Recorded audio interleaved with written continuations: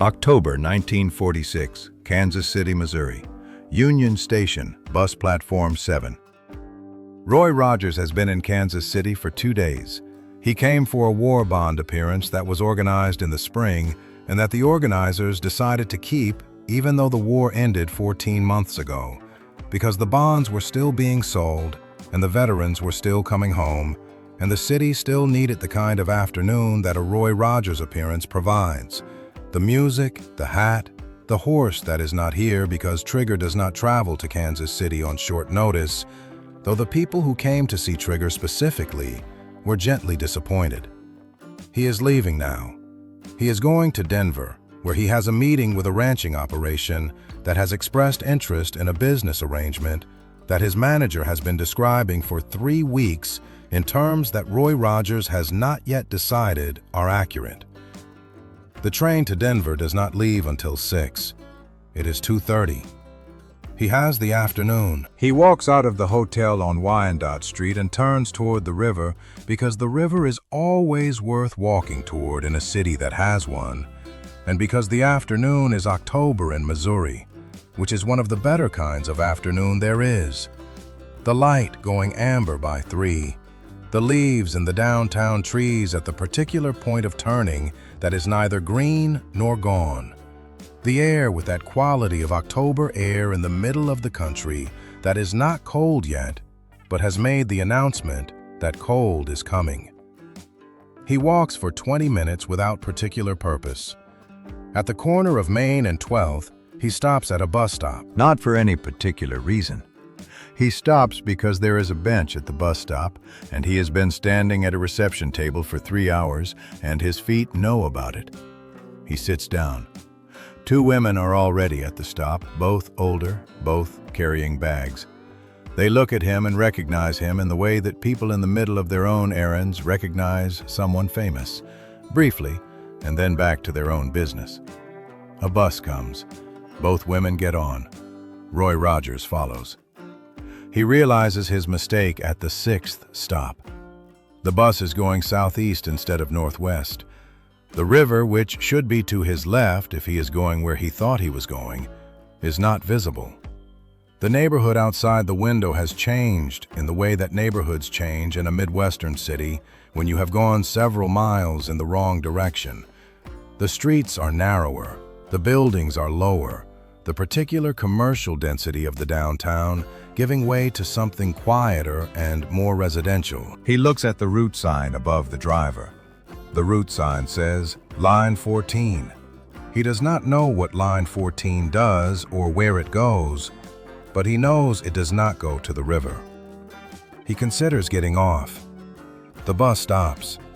He looks out the window. There is a church on the corner. White clapboard, steeple, the kind of church that has been on this corner since before the neighborhood was a neighborhood. And in front of the church, a small group of people in dark clothes, the specific arrangement of people who have come from a funeral and are standing on the steps of the church not quite ready to leave. Roy Rogers looks at the people on the church steps. He counts. 7 people. For a moment, he thinks there might be more inside, still coming out. He waits.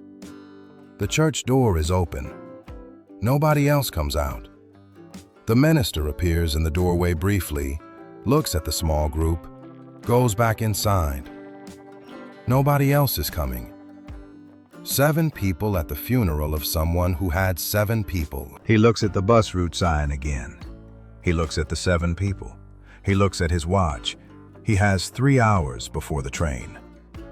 He gets off the bus. He crosses the street. He stands on the sidewalk in front of the church for a moment, hat in hand, looking at the group on the steps.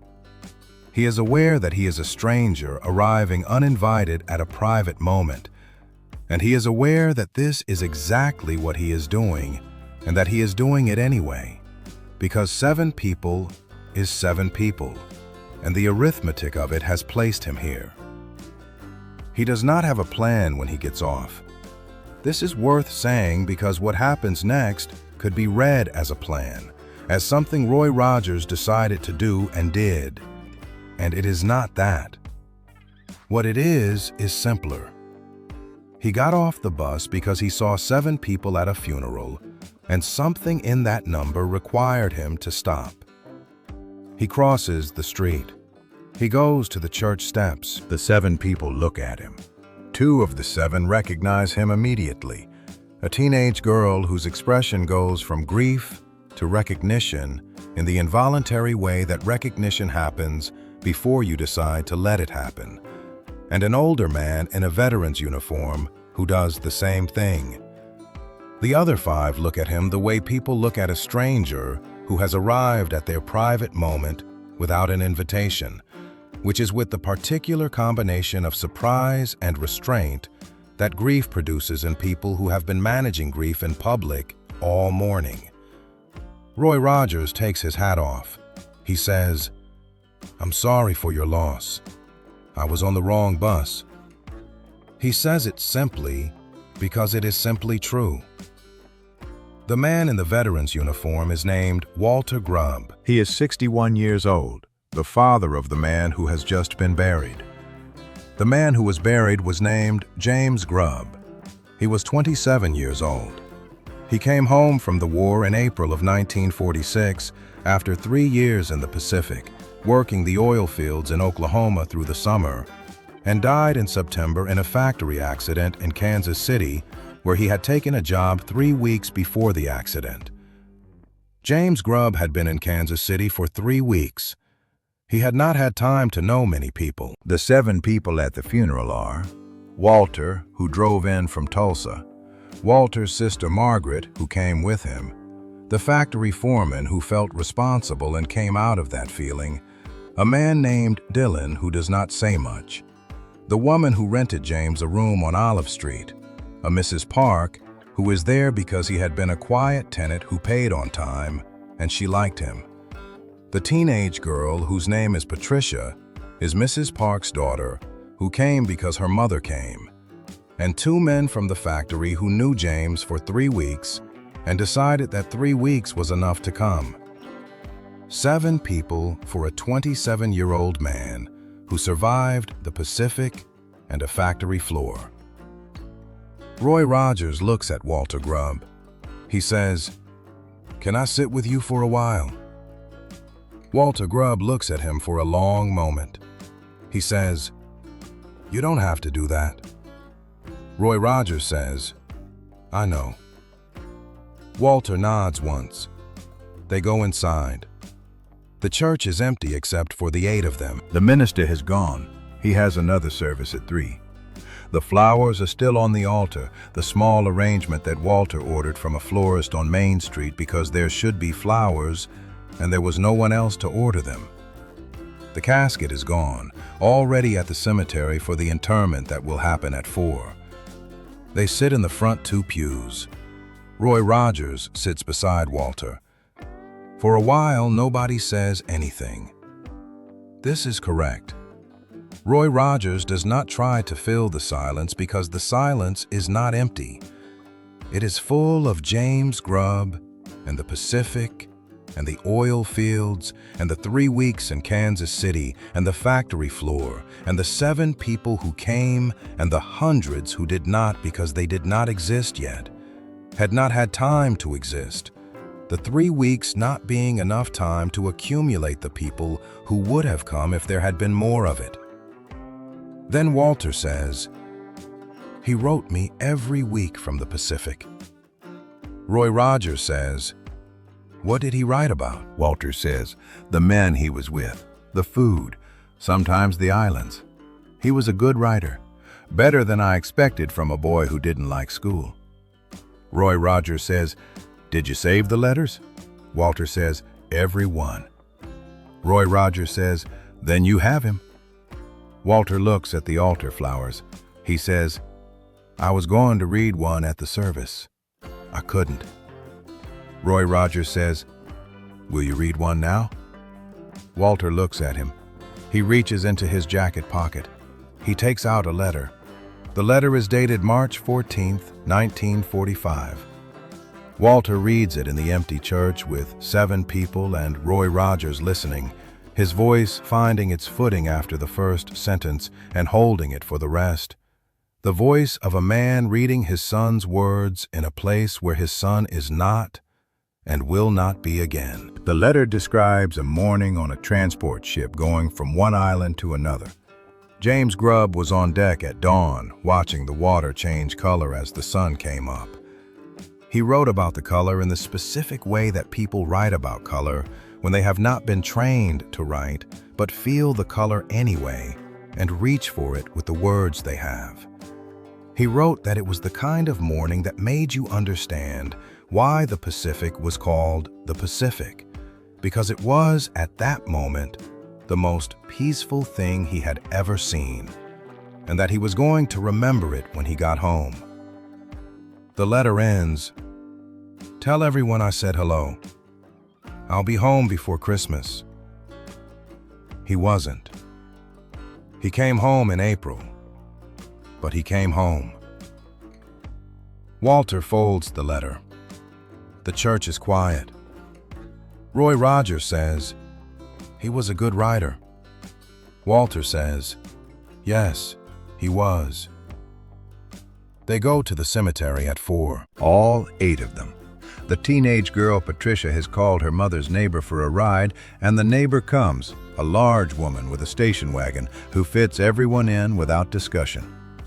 Roy Rogers is in the middle of the back seat between Mrs. Park and the factory foreman Dylan, who has not said much all afternoon, but who is present with a specific quality of attention that suggests he is not going to forgive himself for the accident for some time, and knows it. Roy Rogers says to Dylan quietly while the station wagon is moving, "It wasn't your fault." Dylan says, "You don't know that." Roy Rogers says, "You came to the funeral." Dylan doesn't say anything. Roy Rogers says, "The men who think it's their fault come to the funeral. The men who think it isn't don't always bother." Dylan looks out the window. He says, "That's not how fault works." Roy Rogers says, "No, but it's how people work." The interment is brief. The minister says the words that ministers say, and the words are correct for the occasion. And James Grubb is buried in a Kansas City cemetery under an October sky that is the same blue as the Pacific on a good morning, which is a coincidence that Roy Rogers notices and does not mention. Afterward, Walter Grubb shakes Roy Rogers' hand. He says, "I don't know what to say." Roy Rogers says, "You don't have to say anything." Walter says, "He would have gotten a kick out of this." Roy Rogers says, "I believe it." He puts his hat on. He finds a cab at the cemetery gate. He gets to Union Station with 40 minutes to spare. The train to Denver leaves on time. Roy Rogers is in his seat when it does. He does not tell anyone where he was that afternoon. He does not think of it as a story. He thinks of it as an afternoon that went the way it went because he got on the wrong bus, which is the kind of thing that happens when you sit down at a bus stop for no particular reason and a bus comes. He watches Missouri going past a window in the October dark. He thinks about a morning on a transport ship in the Pacific, the water changing color as the sun came up. Walter Grubb died in 1961 in Tulsa. He outlived his sister Margaret by 3 years and his wife by 8. He kept the letters from the Pacific in a shoebox under the bed until he moved to a smaller house in 1958, at which point he moved them to a smaller box but kept them. His daughter-in-law, James's wife, whom he married in 1944 before going overseas, had a second husband by 1946 and a life in Cincinnati and did not come to the funeral. She sent a card. Patricia, Mrs. Park's daughter, became a school teacher in Kansas City. She taught 5th grade for 30 years at a school 4 miles from the church where she heard Walter Grubb read his son's letter about the color of the Pacific at dawn. She told the story to her students when she judged they were old enough for it. Not the Roy Rogers part. That part seemed like it belonged to someone else. But the letter part. The part about the water and the color and the morning and the most peaceful thing he had ever seen. She said it was the best thing she ever heard read aloud in a church. And she had been in a lot of churches for a lot of things. And that was the best. If this story reached you, drop your state in the comments. A new King of the Cowboys story every day.